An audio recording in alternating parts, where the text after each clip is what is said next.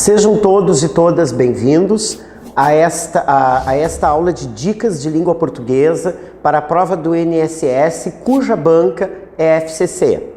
Vamos trabalhar algumas questões ao estilo desta banca, certo? E aí, à medida em que for necessário, nós vamos aqui para o quadro, né, e vamos dar umas dicas finais assim da matéria que serão importantes, não é, para a resolução dessas questões. A prova da FCC é uma prova bastante tranquila, não temos na FCC assim questões como a gente diz assim, pega-ratão, lá do rodapé da gramática.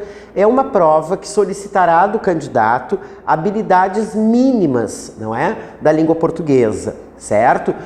Como a transposição do discurso direto para o indireto, a questão da transposição de uma voz verbal para outra, questões de crase, de pontuação, de sintaxe, de concordância verbal e nominal, certo? De regência. Então é uma prova assim bastante tranquila, certo? As questões são bem objetivas, como você vai poder verificar daqui em diante, ok? Então vamos acompanhar aqui as nossas lâminas e vamos a uma primeira questão dessa banca FCC, tá? Para que esse fenômeno não seja passageiro, o verbo flexionado nos mesmos tempos e modos que o grifado acima está na frase, né? Então nós temos que ver aqui, não é, a questão do uso dos tempos verbais. Aqui ele nem está solicitando, não é, uma questão de uso dos tempos verbais, mas também uma questão que vai englobar assim a flexão propriamente do verbo. Então nós sabemos aqui, podemos fazer um esqueminha aqui, que o verbo, né, é aquela palavra que me indica ação, certo? O verbo pode indicar ação, estado ou fenômeno da natureza. Mas basicamente a maioria dos nossos verbos, eles os indicam ação, não é? E as ações são praticadas por alguém num determinado intervalo de tempo. Então as terminações, as desinências verbais, elas irão me indicar isso. Quem praticou essa ação, o tempo em que ela foi praticada e o modo em que ela foi praticada, né? Então nós temos, né, no caso do verbo aqui, uma flexão em três modos diferentes. O modo indicativo, certo? O modo indicativo, o modo subjuntivo e nós temos aqui também o modo imperativo, certo? E de quebra eu vou colocar aqui também as formas nominais do verbo. Formas nominais do verbo, certo? Que não são modos verbais, são formas nominais. Bom, então nós temos esses três modos, o modo indicativo, o modo subjuntivo e o modo imperativo. Qual é a diferença entre esses três modos verbais? Nós sabemos que o modo indicativo me indica certeza, não é? Quando eu estou flexionando um verbo no modo indicativo, eu estou dando certeza de que aquela ação está acontecendo, já aconteceu ou ainda irá acontecer. O modo subjuntivo me indica dúvida, hipótese, possibilidade. Então, quando eu flexiono um verbo no modo subjuntivo, eu estou dizendo que talvez aquela ação esteja acontecendo, talvez ela tenha acontecido ou talvez ela venha a acontecer.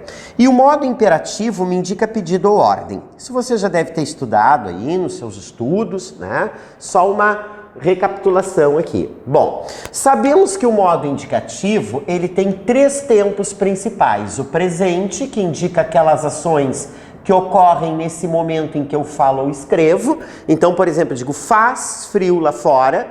O verbo fazer está no presente porque essa ação de fazer frio está acontecendo nesse momento que eu estou falando aqui, certo? Nós temos o pretérito, certo? Que vai me indicar ações que acontecem no momento anterior a esse que eu falo ou escrevo, certo? Eu trabalhei na minha escola hoje, certo? Então o fato de eu ter trabalhado na minha escola está acontecendo no momento anterior a esse momento presente, certo? E nós temos o futuro que vai indicar ações que acontecem no momento posterior a esse que eu falo ou escrevo, né? Eu irei para casa logo mais. O fato de eu ir para casa acontecerá no momento posterior a este, ok? Certo? No indicativo, nós temos um presente só. Agora, nós temos três pretéritos. O pretérito perfeito, o pretérito imperfeito e o pretérito mais que perfeito, certo? Nas nossas aulas aqui do verbo jurídico, né, nós aprofundamos muito isso aqui, mas hoje é uma aula de dicas, vamos só ver o que é essencial para essa prova mesmo. Pretérito perfeito indica aquelas ações, não é, que aconteceram no passado e que foram concluídas no passado, por isso ele é perfeito. Eu fiz os exercícios ontem. Né? Se um aluno me disser eu fiz os exercícios ontem, eu vou interpretar que essa ação aconteceu ontem, que foi concluída ontem. Ele terminou esses exercícios ontem, certo? Tá? O pretérito imperfeito indica ações que ocorreram no passado, transcorreram no passado, mas ficaram inacabadas, elas não foram concluídas, por isso o nome dele é imperfeito. Eu fazia os exercícios ontem quando o telefone tocou. Essa ação de fazer os exercícios aconteceu no passado, mas outra ação, o fato do telefone ter tocado, interrompeu essa ação, ela ficou inacabada, por isso o pretérito imperfeito, certo? E o pretérito mais que perfeito indica ações, entre várias ações passadas, a mais remota, a mais passada de todas. Quando cheguei, percebi que alguém mexera, ou tinha mexido, ou havia mexido em minha bolsa. Então esse mexera, ou tinha mexido, ou havia mexido na bolsa, aconteceu antes de eu chegar e antes de eu perceber, certo? Tá? Futuros nós temos dois. Um futuro que nós chamamos de futuro do presente, né? Que é um futuro que para acontecer depende só do momento presente, ou seja, é um futuro mais certeiro, não é? Um futuro mais confiável, digamos assim. Eu viajarei amanhã, por exemplo. O fato de eu viajar amanhã só dependerá de eu estar vivo amanhã, né? E o futuro do pretérito, certo? Que para acontecer precisa, não é? Que aconteça, que ocorra também uma outra ação passada. Eu viajaria amanhã se eu tivesse tempo, certo? Então o fato de eu viajar amanhã dependerá de outra ação que eu ter tempo. Então ele é um futuro mais improvável de acontecer, certo? No modo subjuntivo nós temos três tempos. Esse tempo, não é? Esse modo que me indica dúvida, possibilidade. Então eu tenho o presente do subjuntivo, o pretérito imperfeito do subjuntivo, certo? E eu tenho o futuro do subjuntivo, ok? Certo? Nós sabemos, por exemplo, ok, que nós formamos o presente do subjuntivo com auxílio da palavra que eu estude, que tu estudes, que ele estude. Nós sabemos, né, que formamos o pretérito imperfeito do subjuntivo com auxílio da palavra se. Se eu estudasse, se tu estudasses, se ele estudasse. E formamos o futuro do subjuntivo com a palavra quando. Quando eu estudar, quando tu estudares, quando ele estudar. Ok?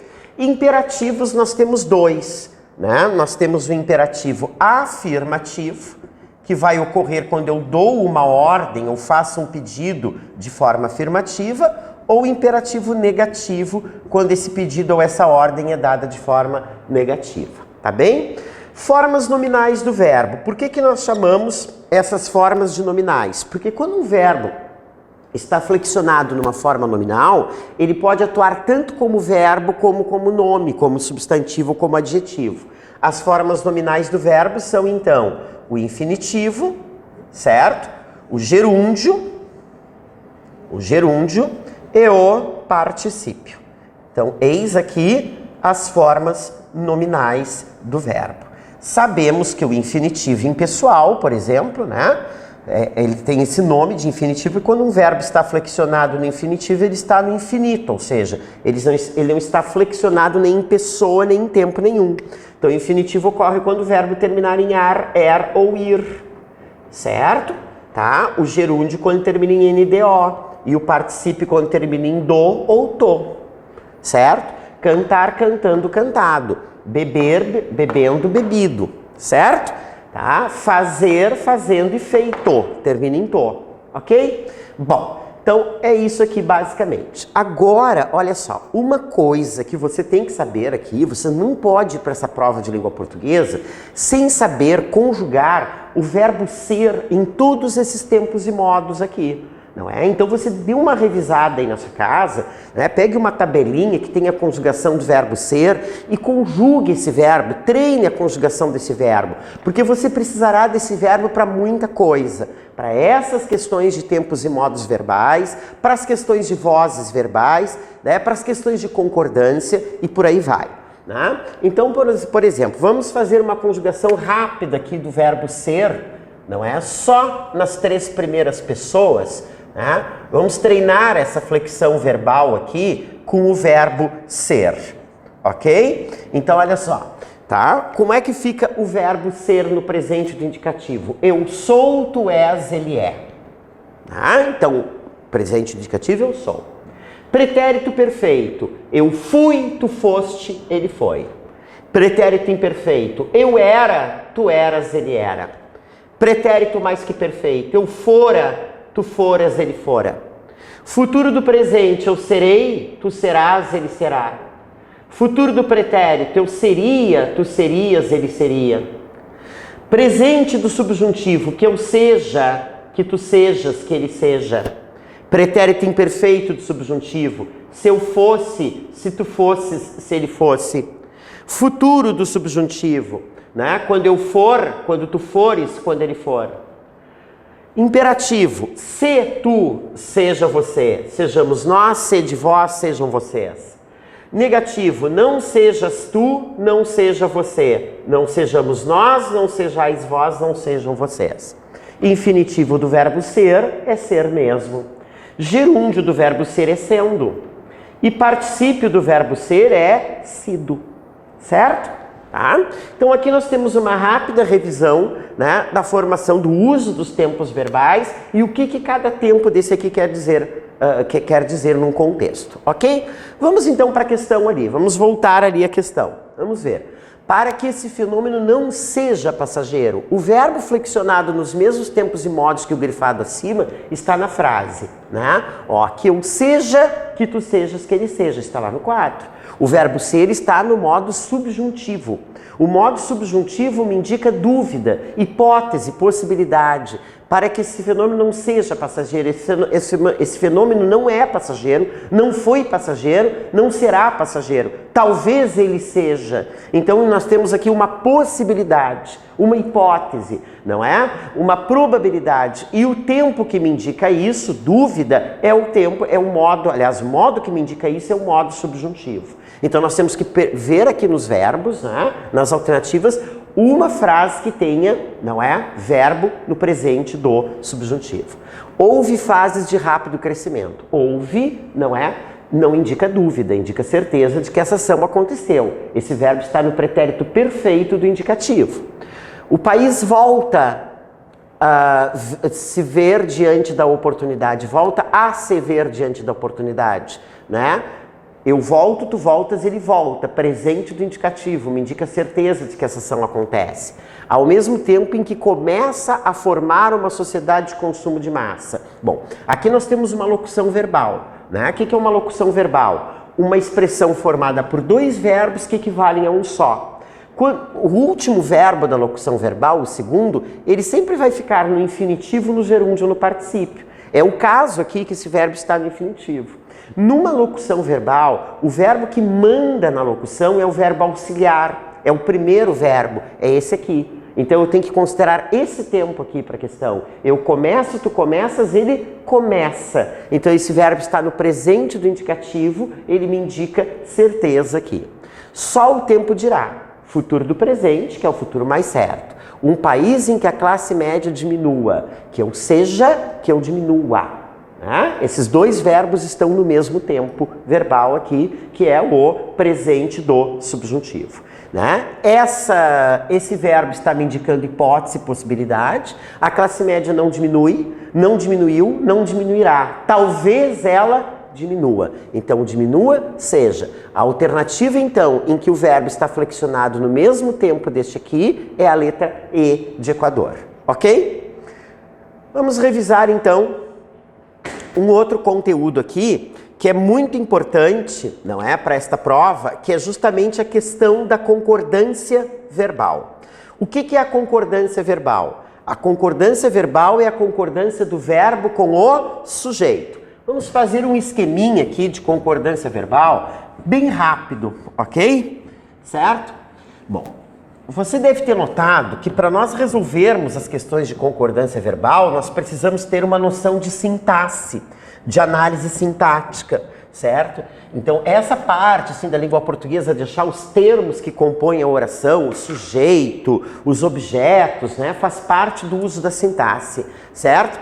A sintaxe é um conteúdo importantíssimo para a língua portuguesa e para essa prova especialmente. Caem questões diretamente que envolvem a sintaxe.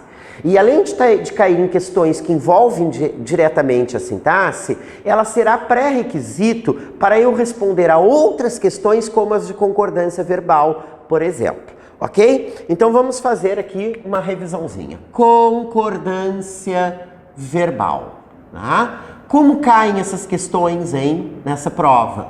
Eles gostam de colocar aquela questão assim, caso a palavra cadeira da linha 4 fosse substituída por bancos, quantas outras palavras teriam que ser trocadas, para que o texto se mantivesse, no nível culto de linguagem? Ou então a FCC gosta de colocar aquelas questões assim, assinale a única questão que obedece completamente aos padrões da norma culta, padrão da língua portuguesa. E ali vão ter uns errinhos de concordância verbal ali, certo?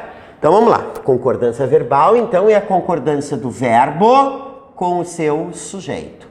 Então, para eu acertar as questões de concordância verbal, o que eu tenho que fazer primeiro na minha questão? Eu tenho que localizar o sujeito da oração. Porque se o sujeito estiver no singular, eu colocarei o verbo no singular. Se o sujeito estiver no plural, eu colocarei o verbo no plural. Então, a localização do sujeito para acertar as questões de concordância verbal é imprescindível. Como é que nós localizamos o sujeito de uma oração sem risco de errar? Não podemos partir a localização do sujeito daquela perguntinha que é que ou quem é que. Porque se eu partir direto dessa pergunta, eu corro o risco de localizar outro termo que não seja o sujeito. Então, para localizar o sujeito de uma oração sem risco de errar, eu tenho que fazer 3 coisas na minha oração. 3, nessa ordem que eu vou colocar aqui no quadro. Primeiro, eu tenho que identificar o verbo da oração e ver se esse verbo é impessoal. Certo? Eu preciso saber se a oração tem verbos impessoais. Por que é tão importante isso? É importante pelo seguinte, porque se a oração tiver verbo impessoal, a oração não terá sujeito. Se ela não tiver sujeito, ela não terá também concordância, porque a concordância verbal é a concordância do verbo com o sujeito. Não tem sujeito, não tem elemento com o qual concordar. Então, os verbos impessoais, eles ficarão sempre no singular, certo? Vamos dar uma olhadinha rápida aqui, nos verbos impessoais. Não existe na FCC prova de língua portuguesa que não envolva o conhecimento desses verbos impessoais. Quais são eles? O verbo haver, você sabe, você já estudou para essa prova. O verbo fazer. Qual é o outro? O verbo estar. Qual é o outro? O verbo ser. E quais são os próximos? Todos aqueles verbos que me indicam fenômeno da natureza, certo? Ou fenômeno meteorológico, ok? Então vamos adiante. Verbos impessoais. Haver, fazer, estar, ser e verbos que indicam fenômeno da natureza. Esses verbos aqui sempre serão impessoais? Não. Eles serão impessoais dependendo da forma em que eles forem empregados. O verbo haver, ele só será impessoal quando ele indicar existir, acontecer ou ocorrer. Só nesse sentido que ele vai ser impessoal. Então eu vou dizer assim, deve haver muitos inscritos no concurso. No concurso. Certo? Deve haver muitos inscritos no concurso. Deve existir muitos inscritos no concurso. O verbo haver aqui está sendo empregado no sentido de existir. Ele é impessoal, ele não tem sujeito. Ele fica no singular e ele deixa esse verbo aqui que está do lado no singular também. né? Então não pode ser devem haver muitos inscritos, não tem sujeito. O verbo fazer, ele será impessoal quando ele indicar tempo ou temperatura. Faz 3 anos que me mudei. Tempo decorrido ou temperatura. Faz 3 anos que me mudei. Ó, o verbo fazer está indicando tempo decorrido, me mudei. Tá? Certo? Então ele fica no singular também, e não faz em 3 anos. Está quente nesta sala. O verbo estar aqui, né, está indicando temperatura, então ele é impessoal. O verbo ser, ele será impessoal quando indicar horário, data ou distância. Agora são 20 horas, por exemplo. O verbo ser é o único que vai para o plural porque ele concorda com o termo que vem depois dele. E os verbos que indicam o fenômeno da natureza, né? Geou noite passada. Né? Chover, nevar, trovejar, né? Etc e tal. Tá? Então peguei a minha oração. Ela tem verbo impessoal, ela não tem sujeito. Sujeito inexistente, oração sem sujeito, e esse verbo ficará no singular. Certo? Se a minha oração não tiver verbo impessoal, aí eu vou fazer a segunda coisa para localizar o sujeito, que aí sim eu vou fazer a perguntinha que é que ou quem é que. Certo? E a minha resposta será o meu sujeito. Cuidem aqui, quando vocês localizarem o sujeito de uma oração, certo? Numa prova, vocês vão ver que na 99% dos casos eles vão colocar o sujeito depois do verbo, para fazer com que nós erremos a concordância, certo? Porque nós temos a tendência de colocar o sujeito antes do verbo, pois eles inverterão essa ordem, não é? Certo? Para tentar fazer vocês errarem o sujeito aqui. Então, olha aqui, ó. Por exemplo, eu pego uma oração assim, ó. Faltaram no último mês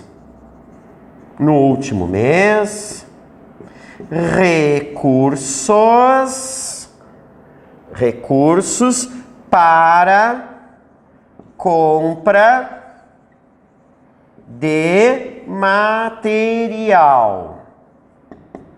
Certo? Aqui está o meu verbo, faltar. Não é verbo impessoal. Vou localizar o sujeito. Que é que faltaram? Recursos. Veja, esse sujeito está no plural, o verbo tem de ir para o plural para concordar com o sujeito. Mas a maioria das pessoas não diz isso, né? Ela diz faltou recursos. Né? Inverte o sujeito, a pessoa tende a errar a concordância. Fique atento a isso. A terceira e última coisa que precisamos fazer para localizar o sujeito de uma oração é vermos aqueles casos em que o verbo, está acompanhado da partícula se. Tá? Namora-se, conquista-se, estuda-se, trabalha-se, né? Certo? Muitas vezes, quando o verbo está acompanhado da partícula se, o sujeito não é indeterminado. A oração terá sujeito e eu vou fazer a concordância. É por isso que eu digo assim, ó. Vendem-se terrenos financiados, por exemplo. Quando o verbo está acompanhado da partícula se, o que eu faço para achar o sujeito? Eu coloco esse se no final da perguntinha para localizar o sujeito aqui. Então, ao invés de perguntar quem é que vende, eu vou perguntar que é que se vende. E a resposta é o sujeito. Vendem-se terrenos financiados. Que é que se vendem? Terrenos financiados. Terrenos está no plural, o verbo vai para o plural para concordar com o sujeito. Terrenos financiados são vendidos. Certo? Agora, veja bem aqui, ó. Precisa-se de mais recursos. Precisa-se de mais recursos. Que é que se precisa? De mais recursos. Esse termo não pode ser sujeito. Por quê? Porque o sujeito não pode ser preposicionado. Veja, aqui eu não tenho preposição, aqui eu tenho. Então aqui eu tenho sujeito indeterminado. Né? Alguém que eu não sei quem é precisa. Quem precisa, precisa de alguma coisa. Então esse de mais recursos é objeto indireto. Né? Então essa oração vai ter sujeito indeterminado e ela vai ficar no singular. Não vou poder fazer a concordância aqui, né? A mesma que eu fiz aqui em cima, tá? Ó, vive-se bem em Porto Alegre. Vive-se bem em Porto Alegre, tá? Viver é um verbo intransitivo. Quando um verbo intransitivo está acompanhado da partícula se, o sujeito é indeterminado também. Esse verbo fica no singular. alguém que eu não sei quem é vive, né? Era-se feliz na infância. Era é verbo ser é verbo de ligação, verbos de ligação acompanhados de partícula ser, o sujeito é indeterminado. Então só vou fazer a concordância do verbo aqui, ó, não é? Quando a oração tiver sujeito, né? Explícito aqui, que é esse caso aqui. E aí o termo não pode estar preposicionado para ser sujeito. Se o termo estiver preposicionado, ele não é sujeito. E o verbo fica no singular, ok?